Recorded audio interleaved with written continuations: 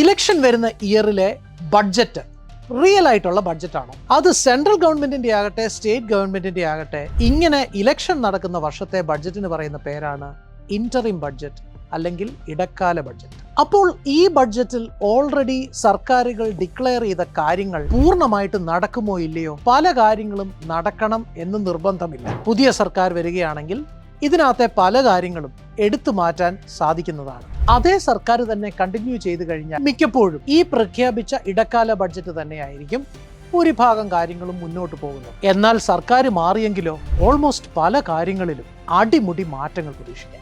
എന്നാൽ ജനപ്രീതി നേടിയ പല കാര്യങ്ങളും ഒരു ഇന്ററിം ബഡ്ജറ്റിൽ ഉണ്ടെങ്കിൽ അത് പലപ്പോഴും ജനങ്ങളെ വിചാരിച്ച് അതിൽ കഴിവതും തൊടാനുള്ള സാധ്യതകൾ കുറവാണ്. ഫോർ എക്സാമ്പിൾ, ശമ്പള പരിഷ്കരണം പോലുള്ള നിയമങ്ങൾ അത് മാറ്റിയാൽ വെറുതെ സർക്കാരുകൾ ശത്രുക്കളെ സൃഷ്ടിക്കുകയായിരിക്കും. അതുകൊണ്ട് പലപ്പോഴും സർക്കാരുകൾ അതുപോലുള്ള കാര്യങ്ങൾ തൊടാറേയില്ല. അതുകൊണ്ട് ഈ ഇടക്കാല ബഡ്ജറ്റുകൾ അടുത്ത സർക്കാർ വരെയുള്ള ഒരു ഓട്ടത്തിനുള്ള ഒരു മുന്നോടിയായിട്ട് മാത്രം കാണുക.